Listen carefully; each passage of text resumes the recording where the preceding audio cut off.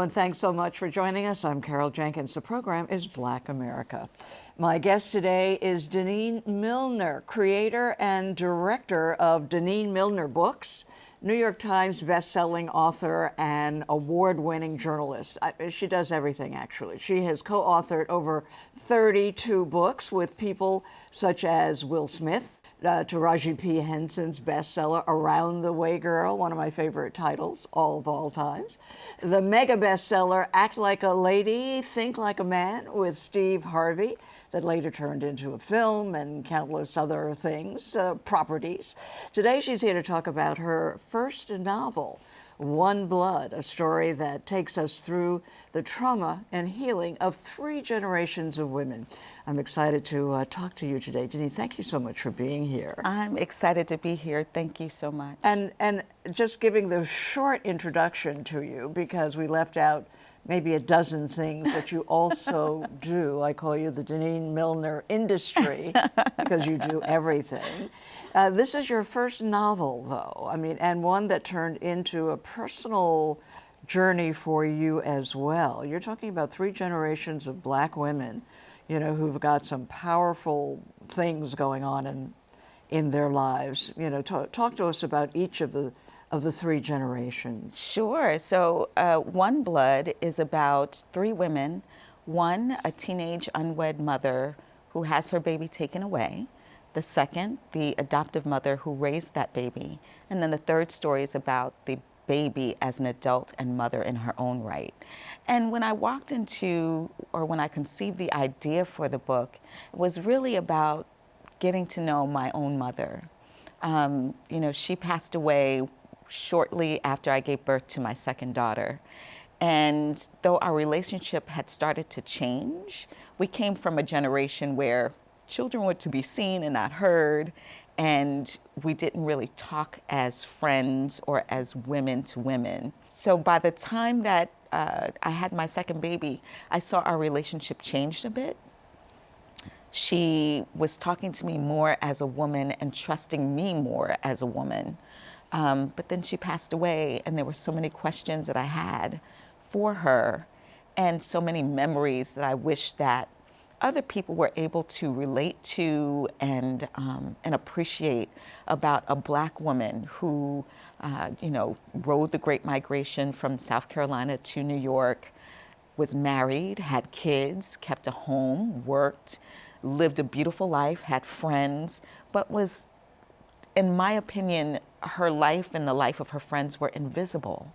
And so I wanted One Blood to be sort of an honor to giving light to who my mother was and who her friends were, and to say that they didn't have to be invisible, that their lives were worthy of exploration, and also to ask those questions that I wished I could have asked my mom of those characters. So interesting. And in the writing of this, you found your birth mother. Right. Tell us about that. That's such an Right. extraordinary, first of all, you believe that the circumstances, the story that you were told about your adoption were not exactly the truth. Right. So I found out when I was 12 that I was adopted. I was snooping through my parents' papers, and I didn't tell them that I knew because, A, I thought I was going to get in trouble for snooping through their things, and then second, because I felt like if they wanted to keep it a secret, then I would keep that secret for them. Wow, that's a really advanced 12-year-old. Are you kidding me? Most 12-year-olds I know would be doing something entirely different. It was scary. It was scary, right? Sure. The idea of not knowing who my birth parents or my parents of origin were was a scary thing, but I had 12 years of knowing nothing other than being a part of the Millner clan. And so that was way easier to hold on to than to sort of dive into at age 12 what it meant to have come from someone else. So fast forward to when my mom passed away, I told my dad that night that I knew that I was adopted.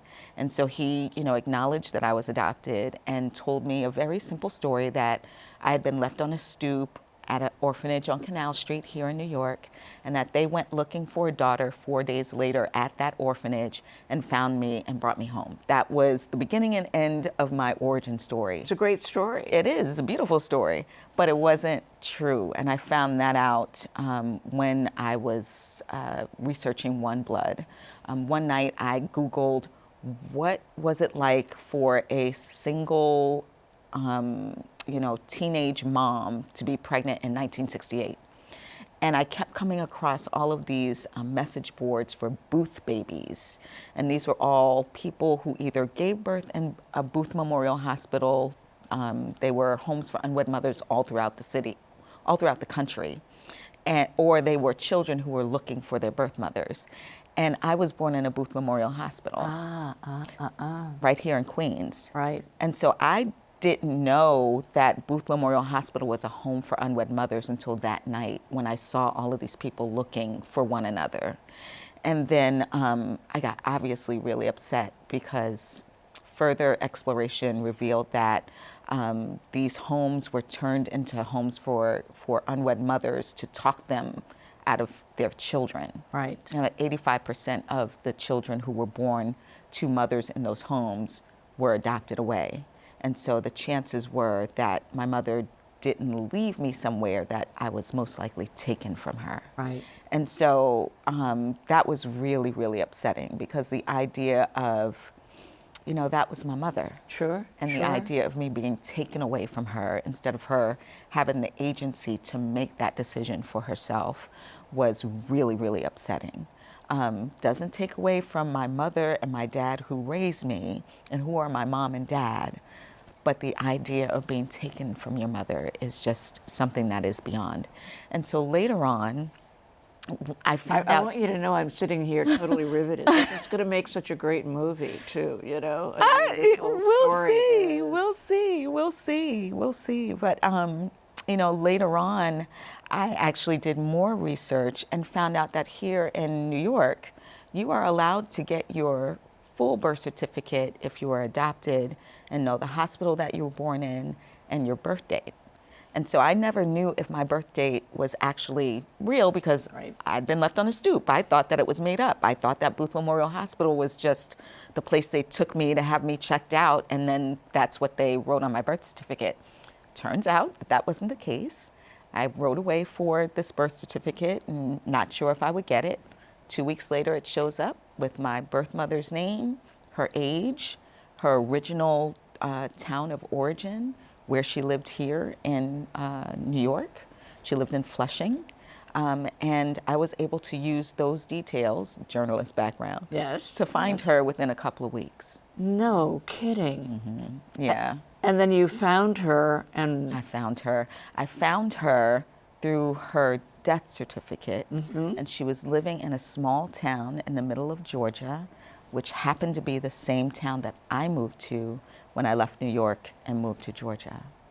That, when I heard that piece of your story, is so remarkable, that you were in the same town. And what you said, interestingly, was that you weren't sure whether you were drawn there for some unknown reason or she was looking for you, perhaps. I just feel like when your blood, your DNA, your sinew runs from one person to the other, somehow you're always going to come together.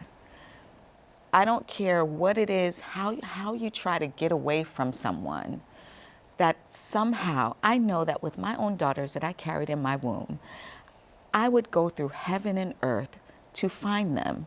And I'm sure that I would chew off my own arm to get to my kids, and I would find them. And I feel like somehow the universe saw fit for us to be somewhere near one another. Wow. And I don't know if I was there first and maybe she had been following me all my life and knew that I was there, or if we just happened to be there because universe saw fit to have us in the same place. But the idea that she could have been at the Kroger buying groceries. I know. Or at the And standing next to Chick-fil-A. you in line, as a Right, matter of fact, all absolutely. of that. Oh my goodness, Right. it's quite a story. yeah. And you started writing this book on, it's hard to believe, but on your 50th birthday? Is I that- did. I did. As a gift, I to did. yourself? As a gift to myself. I was with a bunch of my dearest friends. I'd rented a house in Tobago, and we went and hung out. It was 9 a.m. Some bourbon may have been involved. And It's always some a good good food. start. Right? That's a good Exactly. start It's to a a great, book, right? great start to a book and a Right, morning, right. a 50th birthday morning. Right. And I was with my friends, and we were sitting on the deck, which was like a cliff overlooking the Caribbean Sea. And I had a notebook that said, "Pigs can fly." And I just took a pen and started writing. And literally the first maybe page of the book is what I wrote that day on my 50th birthday. I just felt compelled to put something on the page. That is also remarkable. And the switch for you is that you had been telling other people's stories, Right. writing the biographies, the autobiographies with celebrities that did extremely well, New York Times bestsellers, movies, extraordinary. And so that switch at 50 from telling someone else's story to getting to the root of what mattered to you most, this generational Right. story. Right. You know, writing for other people is a severe lesson in the tamping of ego. Tamping of The ego. tamping of You're not ego. going to spill any tea here, are you? Or are you going to say, and Taraji said? No. I would never. I like my job. You know, the folks that I wrote with were amazing, and we had great chemistry. We were able to do great work. But I am the surrogate. I have the baby, and then I give the baby to the parent, and the parent is responsible for that baby, right? And so I can take credit in the industry for being the writer, but publicly, that is their work, and so they're the ones who talk about it. But how do you work? Because there are some people who say, meaning the celebrities, who would say, "This is my book. I wrote it down, and then I handed it over, and that person edited it," you know, making it sort of a paper job. How do you do it? We sit down from the very beginning. We come up with a list of ideas of what we want to make sure that we tackle in the book. Those turn into chapters, and then I systematically go through each chapter. So for instance, with Taraji, she knew that she wanted to write her book as a memoir, but that it would be more essay-driven.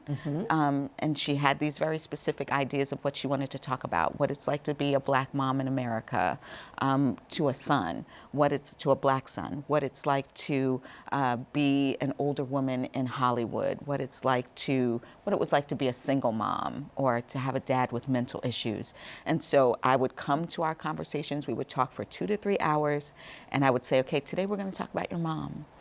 Or today we're going to talk about your son. Today we're going to talk about you being on this movie or that set. And then I would take everything that she had to say, and we would sit and gab like girlfriends. And then I would take everything that she said, and I would figure out how to mold it into that chapter. So no, it's not them writing down their ideas and then me coming along and, you know, putting it together and painting pretty colors on it. It is literally us talking and then me turning that into a story. And then handing it back to them. And handing it back to them. And I hear that you've had no complaints about the results. So. I've not had any complaints. I've not had any complaints. But I will tell you that the most difficult one of all that I've written was the Jesse Norman book. Oh, She's really? Why so? I'm such a fan of hers, and the book. Yeah. She was very exacting, right? And I didn't. Yes, know. that sounds like Jessie. Sounds like the Jesse She was Norman exactly we know. right. Absolutely. And she made me rise to a level of writing that I had not experienced before. It was challenging. It was difficult. There were days that I literally cried, and I wasn't a crier. But we got through it, And the book that we managed to create together, actually the writing ended up on the pages of One Blood because she made me, this is not an advice book.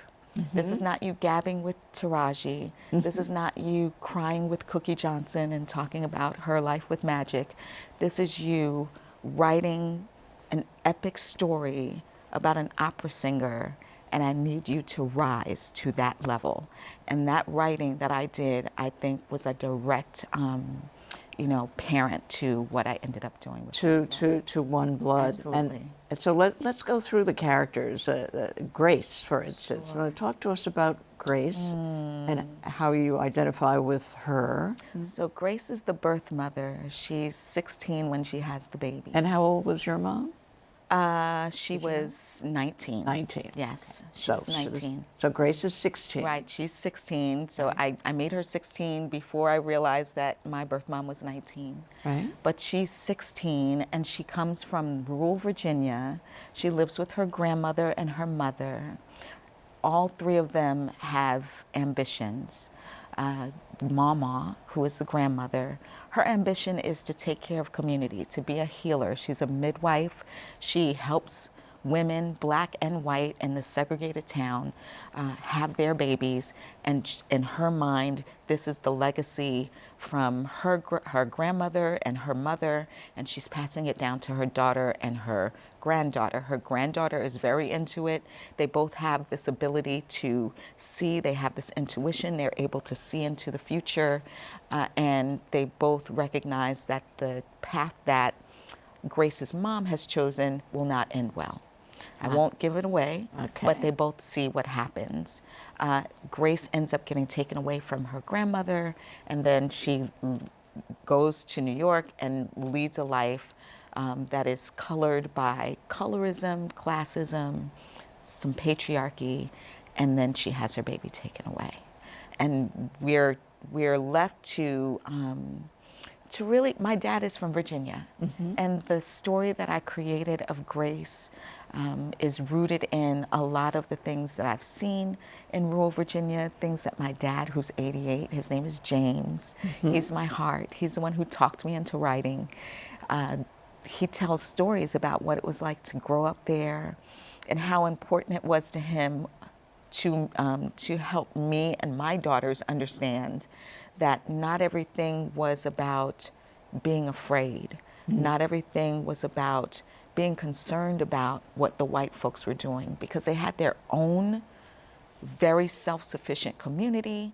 Is the garden a part of your dad's story? Absolutely, and it's also a part of my mom's story. It's really part of my mom's story. Right. When I grew up in Long Island, my mom had an amazing garden in her backyard. Right. And I think about it now, I'm just like, we really went out to the backyard in Long Island, and she had like this country garden. It had greens and tomatoes and peppers, and she grew potatoes, sweet potatoes, white potatoes, just anything you could possibly think of that she could go out, gather in a bowl, and bring into the house and throw in the pot. And it just blows my mind that she was self-sufficient in that way, and that it really soothed her. And so I wanted to make sure that I put that into the book, because that was a part of my dad's journey growing up in the South, but also a part of my journey at my mother's knee in Long Island. Really, really incredible. We were talking before we started about the cover of this book, which is so beautiful.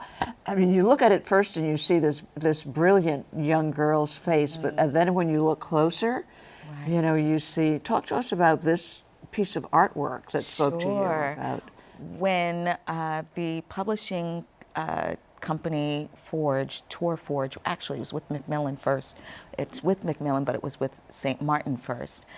When we were coming up with concepts for the cover, they asked me which artist, do you love that might be able to go on, that you would see as a cover artist. And I love art. Like, some people spend all their money on shoes or purses.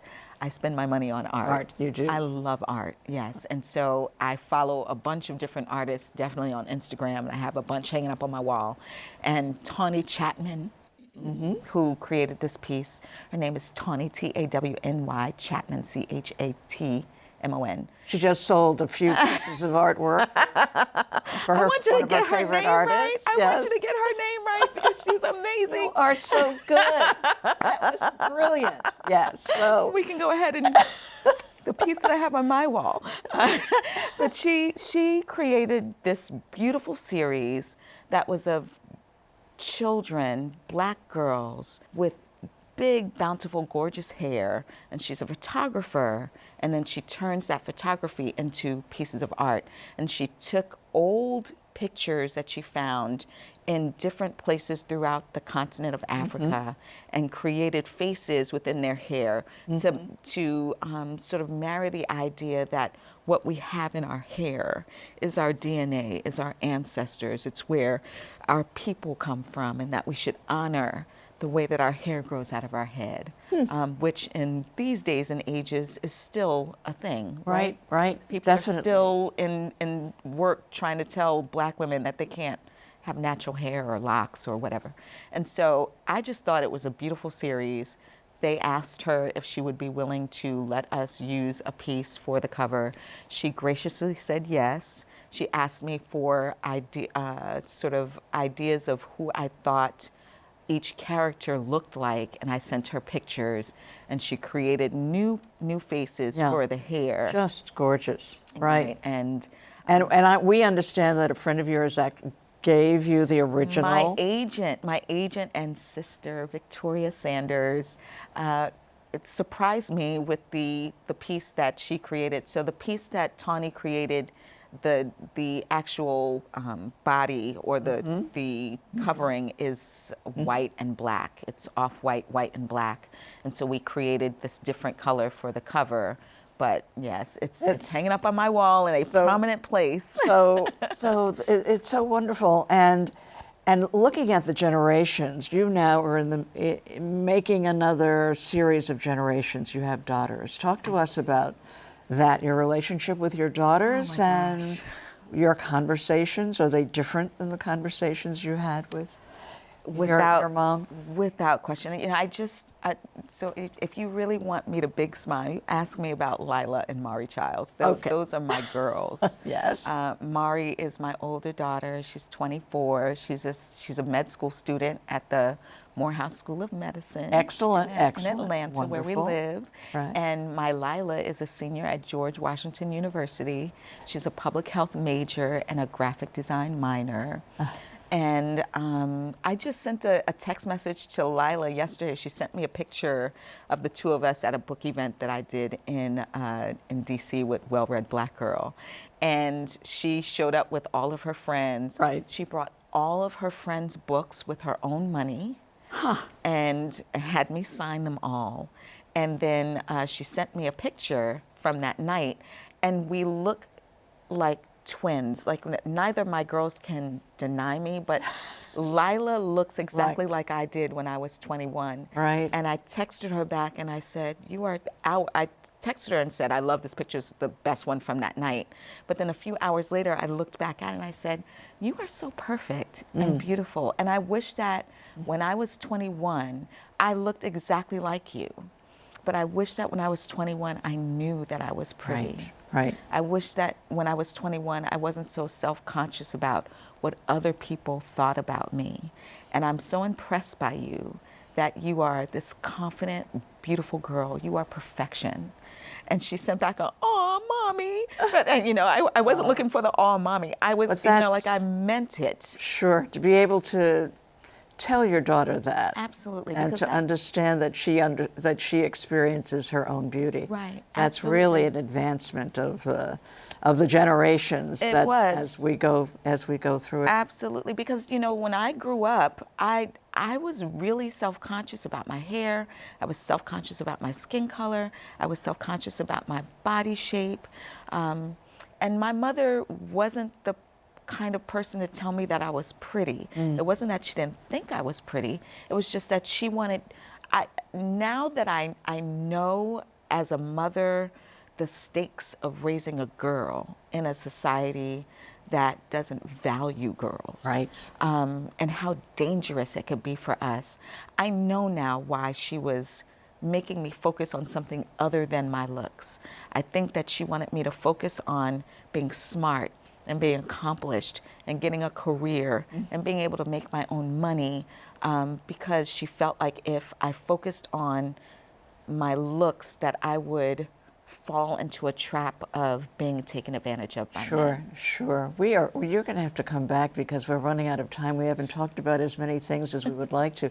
But I do want to talk about the imprint that you do for children and the fact that you've got the new Superman graphic novel. The Spider-Man Spider-Man novel, yes. Coming out. Yes. My grandson is going to be very annoyed with me that I confused the two superheroes. No worries. But tell us briefly about that. Your interest in making sure that children, girls and boys, have books that provide nourishment for them. Absolutely. When my babies were younger, I felt like the books that were accessible to them were about slavery or the civil rights movement. Stories that were about their humanity weren't carried in the stores. I wasn't able to go on Amazon and buy anything. We didn't have that back in the day. And so I wanted very much to create a catalog of books that celebrated the everyday humanity of Black children and families. So what is it like for a Black kid who's afraid to get on the bus for the first day of school, or who, wants to see how much money the tooth fairy is going to bring, or is genuinely loved by their parents in a two-parent household, just, or has a great experience with a grandparent.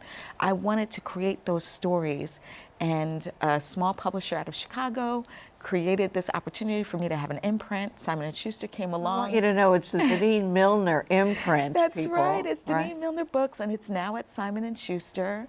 They have a great infrastructure, and they support me in my mission to create opportunities for Black authors and illustrators to create these beautiful stories. So we understand, as you said, one of your daughters is an artist. So, and you've got things if people are following you in social media, they see all of this on the wall. Tell us about it. Every time before she goes back to school to George Washington, she surprises me by spending the night creating these fantastic pieces of art on my chalk wall in our kitchen. And so I'll come downstairs, bleary-eyed looking for my coffee, and there'll be these tie-ins to like Outkast or, Mos Def or Erykah Badu, Brooklyn. One time she did the entire Brooklyn Bridge all the way across, and then did a Biggie quote, "Tim's for my hooligans in Brooklyn." That's a real She's artist, right? She is incredible, and she does it all by hand, and it's just amazing. And so right now, So Fresh and So Clean is up with like a bunch of bubbles and her own specific script. She's amazing. Well, that is the entire family. I mean, it's just incredible. Thank you. Thank And I just wanted to tell you before you sign off that you have been an inspiration to my career since I was 14 years old. Is that right? I was here in Long Island, and just you and Sue Simmons are the ones who convinced me that being a journalist is something that I could do and that I should do. And I am here because of you. Oh, well, Denene, I'll speak for Sue. We are so proud. Are you kidding? And we're both going to take full credit for your success. We're going to add it to our own bios. Thank you. So that fabulous writer, Denene Milner? We created her. Absolutely. Thank you so much for that. That's wonderful. I'll be sure to tell Sue.